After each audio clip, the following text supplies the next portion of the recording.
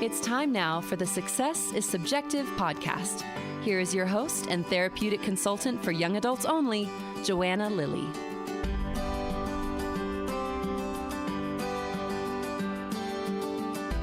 Hi, and welcome to the show. Today, my guest is Rebekah Jordan. Rebekah is the owner and director of Crossbridge, which is a consulting practice, and is a passionate problem solver. The primary focus of her work is helping students and families find the right school and therapeutic placements. Over the past 25 years in education, she's been a teacher, head of school, tutor, division head, consultant, board member, and advisor. Along the way, she's helped close to 1,000 students and families find creative solutions to educational and mental health challenges. Rebekah is a great friend of mine, and we love to tell the story of how we were truly two ships in the night, simultaneously living in Colorado, but just never crossing paths. And so I'm grateful to have finally crossed paths with her a few years ago. And you'll probably hear a little bit of that maybe during this interview. If not, ask me about it later. Let's not wait any longer. Here's my interview with Rebekah on today's edition of Success is Subjective. All right. Rebekah, I'm super excited to have you on as a guest on the podcast. Thanks for being here. Thanks for having me. I'm really excited to get to do this with you. It's been years of knowing you do this with other people. And when the invitation came out, I was really excited to get to have this conversation.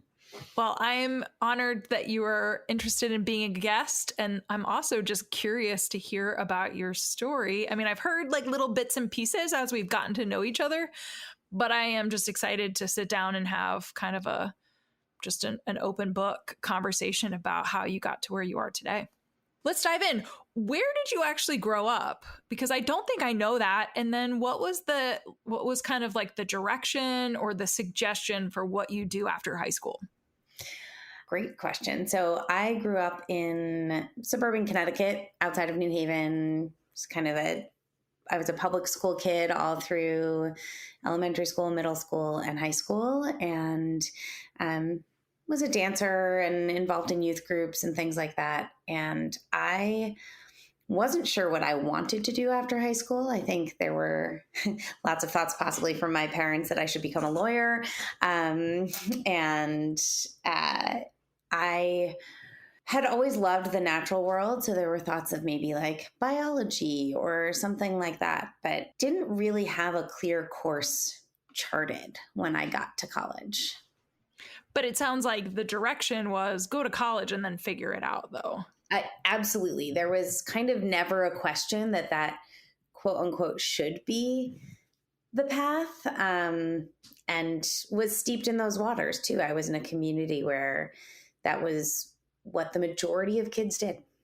So, I mean, when you don't know otherwise, right? Why would you do anything differently? I mean, that's the developing brain at its finest. So what was the college experience like for you? And obviously I'm just curious, like what did you end up studying? Great questions. The college experience for me was really mixed. I look back now and I'm really grateful I wound up where I did. I went to Smith College in Massachusetts, and some of my dearest friends are still from that place. It's where I met the person who would eventually 30 years later become my wife. And so lots of really positive and wonderful things, but it was also a really challenging place and a challenging time, I think, because I had been such a good follow the pather. I didn't spend a lot of time thinking about, am I aligned? Is this what I want to do? And it meant that there were chunks of time in college where I didn't feel like I fit. I lacked confidence. For the first time in my life, I was like, oh, I'm amidst all of these really brilliant humans. Do I measure up? How do I measure up? I went through a chunk of depression in college that was really challenging. I ended up taking a leave of absence for a semester so that I could work and travel. I realized that I was on this kind of fast track and was going to miss my opportunities to experience life a little bit. And I'm really grateful for those like moments of clarity that I had, that I was able to trust. Because I think that there's a lot of people who might have those little moments of like, wait, I should push pause, but then than override it. And I certainly have at various points, but that was really pivotal for me, was pushing pause, taking a semester off. I was at the time, I graduated as a double major in theater and education. And so when I realized I needed to take some time away, I was interning at a theater on Cape Cod for the summer. And as much as I loved school, every time I thought about having to go back in the fall, I kind of fell apart emotionally and just couldn't muster the energy or the positivity to want to do that. And I remember calling my parents and being like, I think I need to take some time off. And they were like, cool, but we've already paid for next semester. And so I was able to, I wasn't in a crisis, thankfully. So I went back for the fall, but made plans to take the spring term off and worked and nannied and saved money, and then drove cross country with my best friend that summer. And we did almost 15,000 miles over 4 months in a huge loop around the country. It was amazing. I felt like I got back anchored in my body. I got to see things and be with people and just be inspired and grounded. And then when I went back to school, I went back with a different amount of energy and this renewed appreciation for exploration and really cliched, but charting your own path and saying, like, it doesn't have to quite go the way that everybody says it should. Yeah.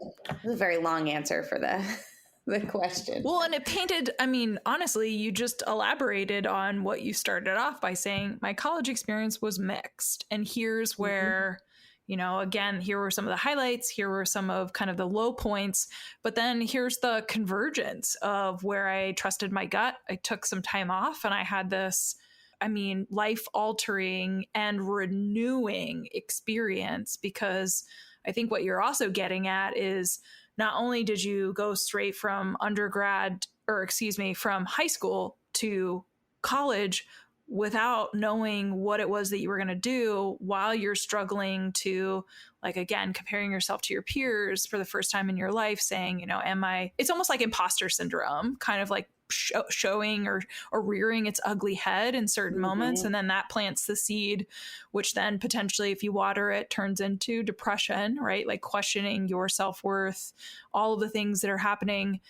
But I'm not going to totally unpack this. I feel like now I'm like, I put my therapist hat on for a split second. Let me just reflect back to you what you said to me. Okay, let me peel that back a little bit. But what I heard in the end was, because you were on this track, you never had the opportunity to really step outside of kind of the path that you were on and say, is this headed in the direction that I want to be going in? Can I just literally be in my body? Can I take a breath? Can I look around? Can I have lived experiences? And am I doing what brings me joy? All those things. So I'm just picturing, gosh, that road trip sounds dreamy. We can talk our way through that. It was such an amazing adventure, and that will be a 4-hour bus ride someday. All right, I'm going to remember this, and the next time we travel together, I'm going to ask. Okay, so you went back, you were renewed. Did you end up actually graduating with both majors? And then talk us through kind of the transition post college, because we've still got a journey that is going to lead to where you are. And I imagine it's still not linear from after getting your bachelor's degree to where you are now. Yeah, nothing has been linear. It's probably worth prefacing the rest of this with, I'm one of those people who you could be like, oh, hey, look, the sky is blue. And I would be like, yep, it's blue. I'd have to look for myself. I can't just take people's words for things easily. I need to go out and experience things for myself. And oftentimes that has led to me learning through failure. And, when I think about, yes, I did graduate with both of those degrees, to answer your question, but Worth noting, I didn't start either of them till my junior year of college because I had to try being a bio major. Bio was the only class I dropped out of in college. Just couldn't care enough to do the work to pass the class, right? So withdrew from that one, thought I would be a gov major. Nope. That ended my any dreams of becoming a lawyer ended with Gov 101. It did not happen. Thought I would become a religion major. Nope. Also did not happen. So I stumbled my way into these majors by taking a lot of stuff that wasn't well backwards designed because I didn't know where I wanted to go. I thought I might want to go somewhere and I'd take the first step and be like, ugh, nope, not doing that. And those two majors evolved because they were what I kept taking classes in because I loved them, right? And so I think, again, not to unpack it too much, but there's a lesson in there in general of if you're on a path and it's not feeling good and it's not feeling aligned and you're not interested, find a different path because it's time invested, but it's not time wasted. You know, I still remember some of those. I remember Plato's Cave from Gov 101. It's in there. It's just not what I wanted to keep doing. And so when I found the things I really wanted to keep doing, they were education and theater. And specifically with theater, it was the community building aspect of it. And it was looking at how theater is a force of change in communities, particularly in places where there's been war or civil unrest or things like that, the ways that theater has both been an act of resistance and an act of healing for those communities. And so anyway, I loved graduating with those two majors and initially had a really tough decision to make when I graduated of what do I want to do with these two things. I was a non-teaching major in education, so I didn't graduate with a teaching certificate. The world of theater felt like a really inspiring one, but also a really hard one to make a living in. And funny thing when you graduate from college is somehow they expect you to like pay your bills and rent an apartment and adulting. What is that? Right. So I was like, well, I could live in New York, the most expensive city in the world, and try to make a go at this theater thing, or I could get a teaching job. I opted for the teaching job. So I wasn't a certified teacher, so it didn't look the same way. I ended up getting my certification through an alternate route, but substitute taught and eventually got a teaching job in inner city Boston. That was, after doing that, I think I knew I could do anything. It was a marathon. It was a charter school, and we clocked in at 7:30 in the morning and clocked out at 4:30 in the afternoon. And I learned a lot about what I didn't know in that job. I'm profoundly grateful that I had that experience, and it opened up doors for me that opened up other doors and helped shape things I would do later in ways that I didn't understand at the time. But it was really hard. Yeah. Really, really hard. I think anybody says like inner city Boston, I just think, I feel like that was an experience that, like you said, you're grateful you had, but you're also probably equally grateful that it is in the past. Yeah. And I think I could go back and do that work differently now, but it was the very early 2000s. I had no idea what it meant to be a white person teaching children of color. I had no idea what the lived experiences of my kids were like, or how to ask about them or understand them in ways that could have shaped me as an educator in terms of who they needed me to be. I think there were a lot of ways that I failed those kids through just not knowing better. I certainly did the best I could with the tools I had, but that toolbox was small, and they deserved somebody with a much bigger toolbox than what I had to offer them. So, well, I think what you're talking about too is just in the work that you do as a consultant now, which we will talk about here at a certain point. It sounds like a lot of those the hindsight, reflecting on that teaching position, especially when we're working with somebody that is not like us, right? We're not even talking about race necessarily, but we're talking about lived experiences. It's so important to ask the questions. And I imagine at this point, right, you learned how to ask the questions or what information you're even trying to gather to ensure as you are making recommendations for a young person that you're doing differently than you did as an educator back when, right? Early 2000s. We're talking about 25 years, right? Like that was a long time ago. It was a long time ago. And I think it's, one of my favorite questions to ask now on any call, whether it's with a family that I'm consulting with or a provider who works with that family or that child. I don't get off the call without asking, are there any questions I'm not asking that you wish I was? Yep. Because I don't know what I don't know. And I can't even, 50 years from now, I won't know that person's experience without them telling me. Yeah. So even the best intuition in the world can't turn over every rock, right? So obviously I jumped ahead, right? Here I am. Way to freaking cart before the horse, Joanna. I totally spoiled the surprise. Okay. But how did you get from inner city Boston? Like, give us kind of like if some of those work experiences and life paths, if they were chapters in your book, like what were those chapters leading to where you are now? Yeah, they all led to where I am now. And I'm kind of grateful at the time that I couldn't see it, because I wouldn't have played around as much as I did. And in terms of exploring things that felt like the right door to walk through. So I was leaving inner city Boston and moving to the San Francisco Bay Area in my white Ford F-150 3 on the tree 1985 pickup truck. And it broke down on the Continental Divide in the Eisenhower Tunnel, which if you've ever been there is a very long tunnel that one would prefer their car not break down in the middle of.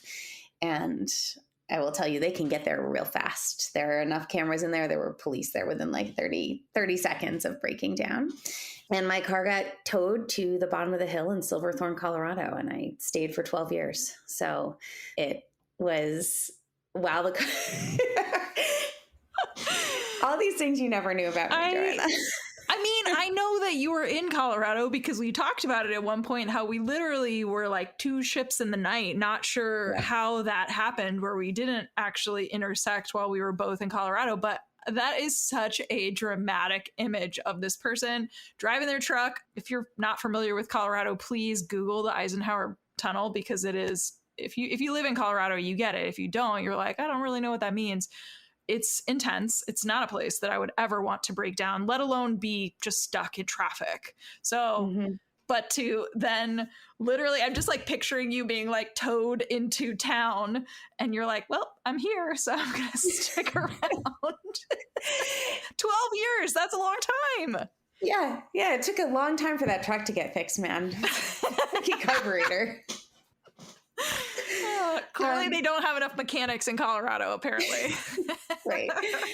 So fortunately or unfortunately, the person I was traveling with, who doesn't really factor into the story, but knew people in town who, again, like coincidence. And I remember I was just walking one morning, and I'd come from Boston, where people are a little New England and fast walking and not a lot of eye contact. Wonderful, but and I'm walking one morning in Colorado and people are waving out their car windows like, hey, good morning. People with their dogs. How are you? Beautiful day. And I was like, oh, people are nice here. And they make eye contact. And I think I might want to stay. It was summer. Nobody really filled me in on what the winters were going to be like in Colorado. Let me also add that at this point in my life, I do not know how to ski. So, I'm living in the high mountains of Colorado. So I took the requisite waitressing jobs and eventually found a tutoring gig, worked for this tutoring company, started doing a lot of work with families who had competitive athletes. So kids who were ski racers and regular school, in quotation marks, didn't really work for them because they were training all the time, or they would have these months to dedicate to school, but then the rest of the time they were traveling and on snow. And so I started working with these families. That tutoring company ended up closing, and I just kept working with my clients. I was in my mid-20s, and I remember the first family that really kind of launched what was going to become my first educational consulting business. It was a tutoring family that I was working with, and the dad said, "Oh, this kiddo, my daughter really wants to take this math class, but she can't take it at the high school because her schedule doesn't work. Is there a way that we can figure this out?" Without having any idea what the answer was, I was like, "Yep, absolutely."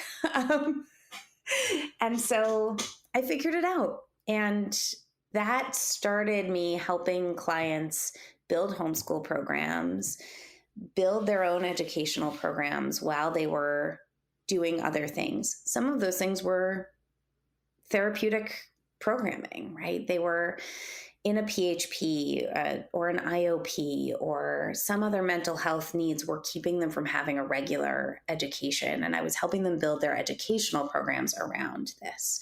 I've always worked with the kids for whom things didn't just click, or they had something kind of fun in their profile. Skiers or highly anxious kids, take your pick. But I really started building up a client base of kids who needed something different, and eventually had enough of that I could drop one waitressing job and then another waitressing job, and eventually really built it out into a full learning center. And it was kind of like a lab school, ed consulting. I did some school placements, lots of just test prep, helping kindergartners learn how to read, and helping high schoolers who, again, kind of that profile of the kids we work with now, something wasn't working and we could create something for them, right? And I made it work. It wasn't a thing I knew was a career. It wasn't a thing I set out to create. I just kept saying yes when people said, "Can you?" And that willingness to just say yes and figure it out, even though I didn't have the answers, I knew I had the capacity and the brain power and the skill set to figure it out. And if I couldn't figure it out exactly, I'd figure out another way. And that served me really well. So I ran that business for 10 years altogether before I sold it, which is part 2 of my Colorado story. Over the years of running that, I lived in a place where there was no independent school. So your options were public school or homeschool. There wasn't any, or drive over a pass, which, again, if you're not from Colorado, you don't understand that actually makes school really unviable multiple months out of the year. So they could drive over the pass to Vail Mountain School, but there was nothing in the area. And parents would just ask, "When are you starting a school? When are you starting a school? When are you starting a school?" And my answer was always when you find someone to do the business parts for me. Because, well, again, I could figure it out. I knew, thankfully, that I couldn't both do the business parts and create a comprehensive and thoughtful educational program simultaneously. So that bought me some time, several years, until somebody asked me, "When are you starting a school?" And I gave them my stock answer. And he was like, "Oh, well, I just sold my business. I can do that." I was like, "Okay, guess we're starting a school." Here we go. So I sold my business to an amazing woman who had been working with me for years. And I was really blessed later to be able to come back, and as she was turning the business into a nonprofit, to be able to be on her founding board and work with her as the chair of the board to turn that into a nonprofit later. So it's been fun to kind of watch that iterate. And the very first student, who was the one whose dad said, can we do this algebra class? And I said, yes. And that started that business, has since gone back and is now working at the business as one of their educators, which is that's so cool. Pretty cool. Yeah. So we started a school. And, when I said before that job teaching in Boston gave me some roots that I knew I didn't know I would need later. It was during that time that I went to a reading conference and went to a presentation of some kids and teachers from the Francis Parker School in North Devons, Massachusetts, which is at the time was a coalition of essential schools school. I will save you the nerdy education history, but if anybody really wants to dig in, they can Google Ted Sizer and the Coalition of Essential Schools, and they'll figure out pretty quickly why I was so passionate about it. But these kids were different. They had the same resources. The school had the same resources as my school. It was a charter school. It was similar infrastructure, but programmatically, something was in the water that was making these kids have this sense of ownership and confidence and real like self-awareness. And in their conversations with us as adults, I skipped my next session to stay and talk to these kids at that reading conference because there was just something so different. And I remember walking away and being like, if I ever start a school, it's going to be one of these schools. It was a progressive high school, right? And they gave the kids intentionally a lot of ownership and autonomy and the scaffolding to be able to live into that responsibility. And so, fast forward 15 years, not even 10 years, and I'm starting a school. And when the person who said, yes, I'll do the business part said, well, what kind of school are we starting? I was like, sit down. Let me tell you. And it was amazing. We knew from the beginning that kids were going to be an integral part of the operations and the creation of the school. So I had a few kids some of whom would go on to become students, some of whom were too old because we started with 6th to 8th grade, but who I'd been working with for years come and be a part of our founding team and help build the curriculum and build the schedule. And we started in a old community college building that was set to be torn down and kind of got like a stay for a year. And we used that and then bought the old Summit Daily News building at the tail end of Main Street in Frisco, Colorado. And that's where the school still is. So we started with 23 kids and now they hit a steady point of about 95 in any given year. And it was a really incredible experience. And leaving was one of the most painful things I've ever done. But it also had to have been a double-edged sword because it got you to where you are today, which I want to make sure we highlight. And then I just want to ask you kind of the pointed question, knowing once you share what it is that you're doing, if you see yourself as successful, knowing the journey that you've been on doing what it is that you're doing now. Yeah. This is the part where I'm going to start to cry. So just full disclosure.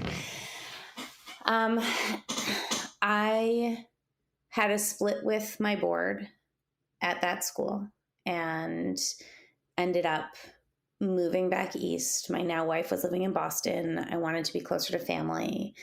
I moved back east. I worked as a division head at a wonderful little pre-K through 9th grade junior boarding school. And then kind of simultaneously, I needed to leave there and COVID hit. And that's when I went back into consulting, or really into this round of consulting. I think that's the question you asked of how did I get from there to here? So I came back into consulting and knew that I had all these skill sets, didn't really know what sort of consulting I was going to do. I knew I wanted to work for families, but I didn't know what that was going to look like. So my first website was very broad and just like, I can do everything. And that first year, because it was 2020, I did a lot of homeschool builds and was really grateful that I had that in my background. But I also, that homeschool building and helping people with education that they were trying to do from home also started to really intersect with this adolescent mental health crisis that we all know was kind of simmering under the surface, and COVID just turned the burner up to high, and all of a sudden everyone's pots were boiling over. And so I was really grateful to get to be able to do not just the support work for families as they were managing clinical processes, but to also help them find the resources and help do some clinical therapeutic placements for them. So while I'm not a clinician, I've always been kind of clinically adjacent. I'm sure you've heard me say that before. And coming back into consulting, there were many points along the way where it felt like the rug had been pulled out from under me in terms of a job or a passion or a thing that I was doing. And it turned out that they were all just like gifts to get me to this place where I look at the work I'm doing now, and I could not be doing it without any one of those experiences that I have had along the way. The question of, do I feel successful? I feel incredibly successful, and it has nothing to do with the bank account bottom line or the number of clients I have on my roster. When I was leaving the school, I think we're far enough out that I can say this diplomatically and kindly, and if he happens to hear this, that's okay. There was a board member who I went for a walk with, and I just remember him saying to me, if you leave now, you're destroying your personal brand. And I was like, I'm sorry, I'm destroying my what? And he was like, you're destroying your personal brand. You stay, you have founder on your thing, you can get 5-10 years in, you're hireable by anybody, people know you as a school creator. If you leave now, you're destroying your personal brand. And that was the moment that I knew I was absolutely making the right decision to be leaving, because what he thought I valued and what I valued were so fundamentally different.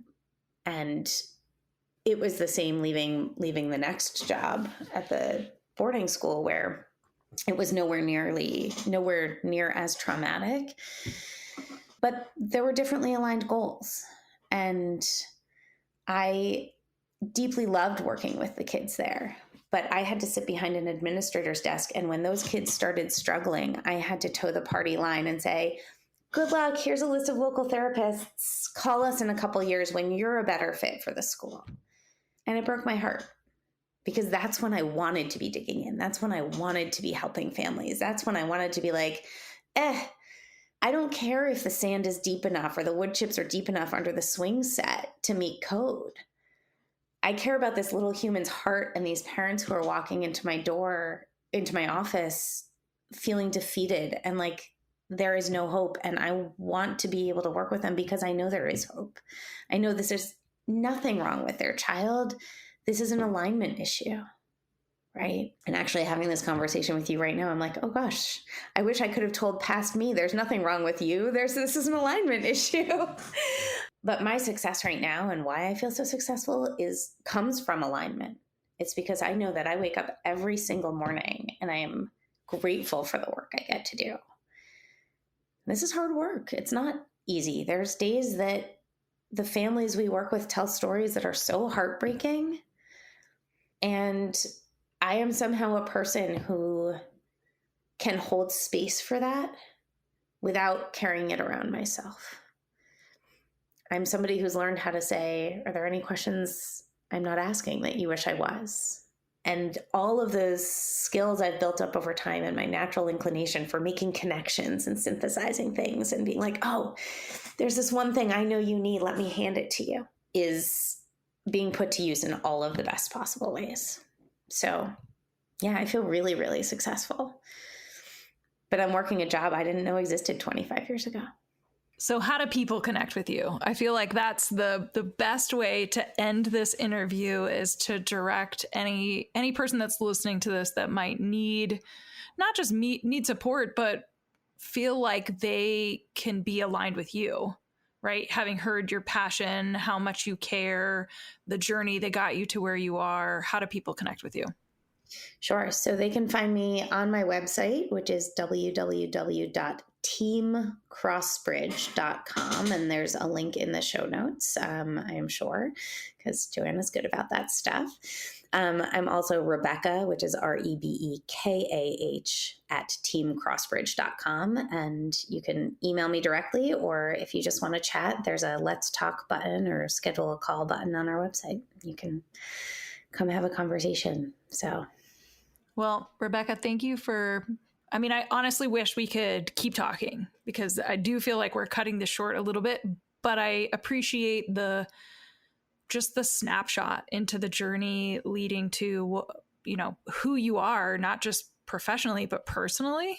And so I just appreciate you for taking the time to share your story, to be a guest, to show up, to be vulnerable and honest, and for being you. Thank you. That's it for this week's Success is Subjective episode. We want to thank our guest for joining Joanna on the show this week and for being willing to share your journey. This podcast would not exist if it weren't for people such as yourself.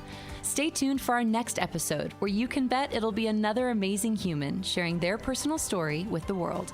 Make sure you check out the show notes, where you will find contact information, website details, and all social media for our guest. If you're interested in being a guest on the podcast, you can email joanna@lilleyconsulting.com. Be sure to check out the lilleyconsulting.com website for additional resources outside of podcasting. Now, if you're listening to the show on Apple Podcasts, please subscribe. And while you're at it, feel free to leave a review. You can also download to listen to the Success is Subjective podcast on other popular podcast apps, such as Audible, Google Podcast, iHeartRadio, Spotify, Stitcher, and TuneIn Radio. Thanks again for listening in, and remember, there is no single path through life. Success is what you make it.